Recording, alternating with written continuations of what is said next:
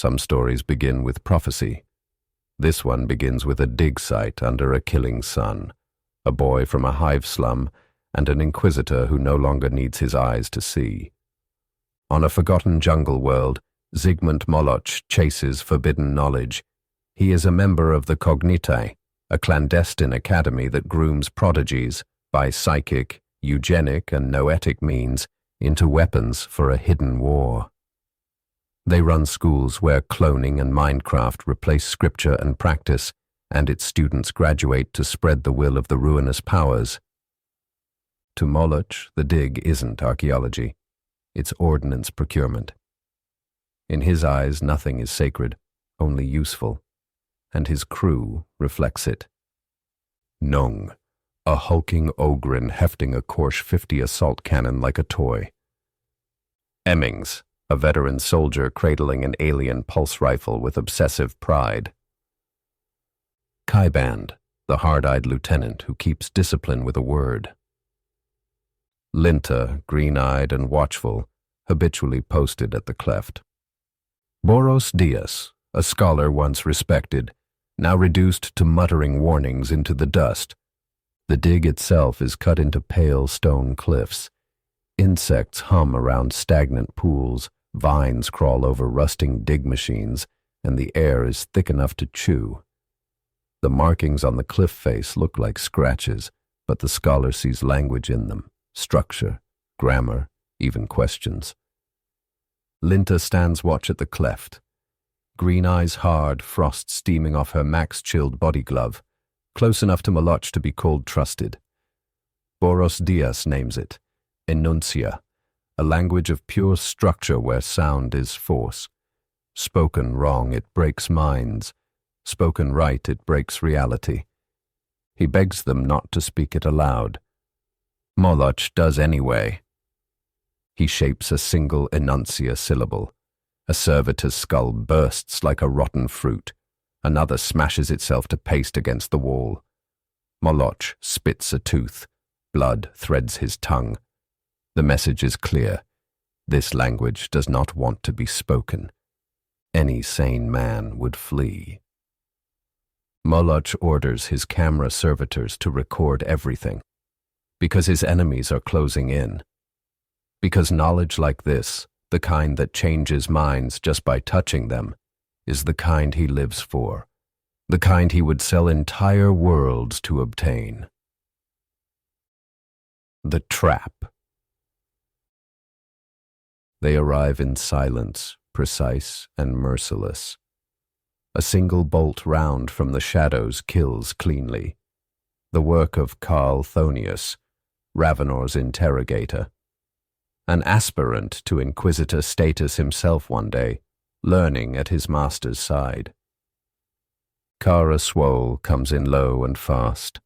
Short, red-haired, a former acrobat whose compact frame moves like a sprung trap, made for close quarters endings. She pins Moloch at the edge of the pillars, las pistol hard against his mouth. For a heartbeat, Moloch is theirs. Then the big gun speaks. The Ogrin rakes the pillars. Dust explodes. Kara peels back. The chance is gone. Moloch uses the dust and gun thunder to slip the line, dives for the cleft and slides into the excavated chamber. The jungle noise dims to fan whine and dripping sap. Boros Diaz is there, hands raised, voice shaking. Don't. Enuncia. Wait. Moloch doesn't. He wrenches a hand flamer from the xenoarchaeology kit, meant for frying lichen, not men, and washes the doctor mid-sentence. The roar swallows his scream. Relics, warnings, and man alike burn together. Professional arrangement concluded. He doesn't waste the seconds he bought. Yellow fire hisses along the frieze, boiling dust out of the cuts.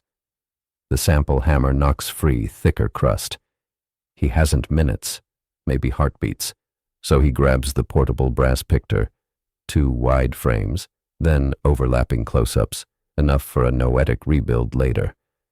Then the device disappears into his body glove. Diaz burned for 3 reasons. He would slow the work. He would talk to the first rosette he saw, and the cognity taught Moloch that nothing is forbidden, especially witnesses. Then he turns and runs for the hidden flyer, a nymph recon craft under a muck-stained tarp. Linta steps from the tail boom with a snub lass, green eyes hard. "Game's over, Moloch." "Linta? That name was for you, but from now, Patience Kai's will do." She makes him drop the Tau rifle. "Now kill the engines." He reaches into the cockpit, nods like he's obeying, then slams the throttle. The flyer's jet blast hits her like a wall, hurling her into the thick black tube plants, leaves tearing, sap spraying. Moloch drags himself into the seat under last fire. The nymph lurches up through smoke and greenery. For a heartbeat, he might make it. Bryce, Moloch, I need an extraction corridor." Static. Then Bryce comes back with an encrypted rendezvous lock and vector. Moloch keys it in and banks west toward the pickup. "Where you goin', Zygmunt?" A new voice purrs on the Vox. Harlan Nail.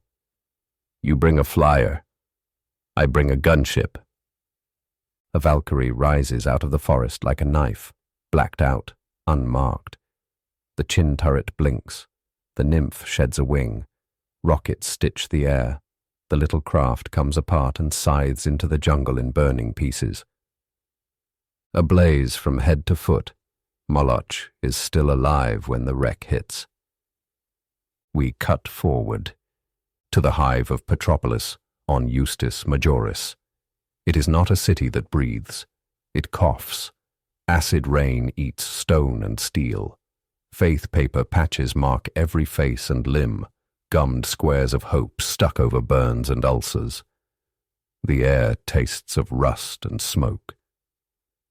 Here, Inquisitor Gideon Ravenor is going to work. Once he was a man of flesh who stood in battle beside his peers, interrogator to the legendary Gregor Eisenhorn. That ended in fire. A chaos terror strike on Thracian Primaris tore him apart, burned beyond recognition in the line of duty. Now, what remains of him endures inside a hovering, armored life support chair. A machine as much a mobile fortress as life support machine. His charred frame is sealed within, fed by cables and tanks. He cannot walk, cannot move, but he does not need to. His mind reaches farther than any stride could. This is the man who leads the squad. His lander had hissed down hours before, bringing two shadows that stayed with him, Zeph Mathwin, all muscle and quiet eyes, and Wistan Frauke, a rare blank whose presence fizzles out psychic fire. The limiter at his throat muzzles it until he switches it off, and then every nearby psychic force is completely nullified. Behind a blank door in the hive's mid-stacks, he extends his psychic reach across the hive. 1,000 lives answer at once. A clerk counts chits, 3 short, and worries about arrears. A nurse rehearses the crime she'll commit tonight. A body swings on a cord. A child waits for rain to fall so his job is real. Rats chew in the dark. The danger is drowning in the hive's noise. Countless lives at once. Ravenor tightens his focus. He finds his agents glowing like lights in the fog. Carl Thonius, immaculate and composed, tailored coat, neat hair, polished cuffs, a delicate, well-kept face that reads money and schooling. For Thonius, appearance wasn't decoration. It was proof of who he was. Patience Kai's, green eyes like cut glass, pale skin and long black hair, posture spare and still. A snublar steady in careful hands, her psychic power held tight behind her gaze. Kara Swole, short, red-haired, an ex-acrobat packed into a compact frame. She moves low and fast, built for arm's-length endings. And finally, Harlan Nail. You hear the hunter's purr on Vox before you see him. When he arrives, it's quiet boots and heavy hardware, more gun than anyone asked for. The name surfaces. Zale. He's the thread at the bottom of it all.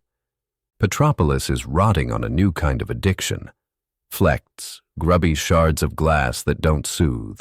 They change. People stare and something stares back. Ravenor's task is simple in wording and savage in practice. Climb the supply chain. Street flects, clan handlers, smugglers, rogue ships, the unseen source. Cut each rung until the ladder falls. Zale. Zale's parents died of hivepox. He lives with his grandmother and his older sister, Nov. Then the Munitorum closed 2 factories. 19,000 lives ruined overnight. Nova was one of them. The family began to starve. Welfare tokens stretched thin. Grana killed her fear with glue fumes. Zale became a runner for the local gangs, moving parcels from doorway to doorway for a few coins and another look. And Nov found flects. Shards of grubby glass wrapped in red tissue. You don't eat them. You look at them. And for a moment the world softens. The angles blur. The pain recedes. Sometimes you see colors that don't belong to this world at all. And sometimes you hear a voice that sounds like yours, but talks from somewhere else. Zale watched her slip away. She urged him to try. Then she fell from 18 stories. The report called it an accident, but Zale knew better. Grief left him hollow. When he finally unfolded the red paper and looked himself, the city changed. Time blurred, pain dulled, and addiction took root, not a hunger of the body, but a pull of the mind toward whatever lives behind the glass. By 12 or 14, the years didn't matter anymore. He was running packages full-time, paid in glass. His grandmother died choking in her chair. He barely noticed.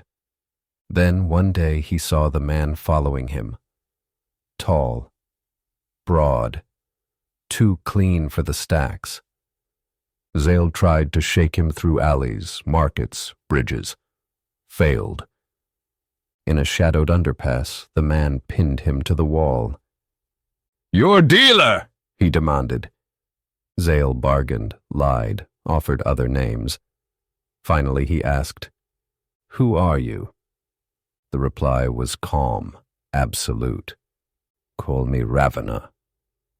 Elsewhere, as a fresh downpour of acid rain drums on the hive and umbrellas rise like iron flowers, under a wide blue canopy walks Umberto Sonsal, factory director and pottery collector, his vice, his weakness. Patience Keys intercepts him. She flatters his taste, admires his collection, and lets him feel brilliant. For 5 minutes she speaks his dialect, playing the role he craves. When he invites her to dinner, she accepts. From across the street, Thonius watches, disgusted. "Whore," he mutters. She calls him a coward under her breath. Infiltration is dirty work, but it buys access, and Sonsal's ledgers will tell them more than his mouth ever will. Which shipments are miscoded, which warehouses receive glass that isn't glass, which dockmasters look the other way. With Sonsal in Kais's hands, they'd soon know all. In a diner deep in the Habstacks, Kara Swole sits across from a man who decides badly. He reaches for a gun. Crossfire tears through tables and walls. Kara flips the counter, pistol drawn. She chases him through kitchens and corridors, finally out into the alleys. She drops him with a bullet to the thigh, but trouble arrives before she can question him. 6 enforcers fan out across the alley, boots scraping on wet stone. The sodium lamps paint them jaundiced. One of them smiles.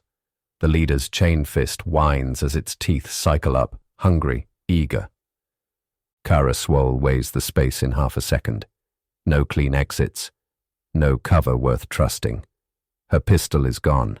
She is already bleeding. She touches the pendant at her throat. Number. Not unless. The man she shot in the leg kicks her hard from behind. The impact sends her stumbling forward, off balance. A mallet slams into the ground where her head had been a moment before. The chain fist screams past her shoulder, shredding a trash crate into ribbons. Kara, Ravenor's voice presses into her mind. Tight. Controlled. The distance is too... Do it, she gasps. Now! The pendant burns. Her vision folds inward, collapsing like a fist closing. Thought drains away. Fear, memory, pain. Packed down, locked off. Kara Swole vanishes into a dark, sealed place. Her body snaps upright. What stands now still looks like Kara, but it moves wrong. Too efficient, too certain. Momentum bends around it as if physics has been demoted to a suggestion. A mallet comes in from the left. The body turns just enough for it to miss, then drives a heel forward. Bone gives. The man folds, breathless, soundless. A sling blade arcs toward her head. Her hand flicks up, not to catch it, but to strike it aside. The blade spins faster, harder. It buries itself in another enforcer's forehead. He drops without understanding why. The chain fist roars. Kara's body steps inside its arc. Both feet leave the ground. She spins, horizontal, and kicks the wielder full in the face. Teeth scatter. He hits the ground already unconscious. Another man lunges. Her fingers hook into his mouth, grip the jaw from the inside, and throw him bodily onto his back. Her heel comes down once. His throat collapses. Smoke gushes as the chain fist stutters. Kara's body seizes a broken mallet haft and drives it into the leader's chest with both hands. The mechanism burns out in a scream of tortured metal. Silence crashes down. The body trembles, shudders, drops to its knees. Spotlights blaze on. "Magistratum!" a voice barks. "Hands up, on the ground!" Kara's arms rise slowly. Her eyes are empty. Her chest heaves, but not with breath. "This is an operation of the Ordo Xenos," she says. The voice is not hers. "I am Inquisitor Gideon Ravenor.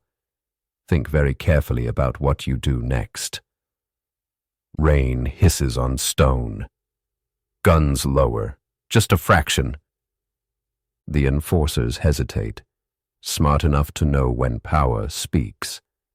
And Kara Swole begins, shakily, to come back. She slumps against the wall, boots sliding on wet stone. Her hands won't stop shaking. Rain slicks her hair to her face, washes blood into the gutter. The alley smells of cordite, hot oil, and burst flesh. Ravenor withdraws carefully, not all at once. He loosens his grip in stages, sealing memory and sensation away before they can tear her open from the inside. Kara retches, gasps, then nods once. She's alive. She's herself. The cost will come later. Sirens rise through the stacks. Boots pound closer. The hive resumes its endless, uncaring motion. Only then does the shape of it become clear. The bodies on the floor belong to a distribution gang. Their dead pockets hold tally chits, route tokens, and a contact code that points up toward handlers behind ferroglass and filters. Cleaner hands. Moloch burns, but is not gone. The cognitae always have another door to open, another student to spend. Ravenor leads from his armored chair, his mind wider than the hive. His purpose is iron. Follow the flecks from alley to office to cargo hold to void ship, and then to whatever pit of a world is birthing them. Thonius sharpens under his master's eye. Kiss wears masks within masks. Kara carries the memory of being a puppet. And Zale, a boy with nothing left, stares into glass and feels power he cannot control, and points, trembling, toward the men who pay him. This is not a story about saints. It's about professionals who bleed in the dark to keep worse things from stepping into the light. If they fail, the hive learns to look without seeing, eyes on the glass, minds turned inward as rot spreads unchecked. If they succeed, the chain breaks, and the hands feeding it will be forced into view. And it's only just begun. And it's only just begun.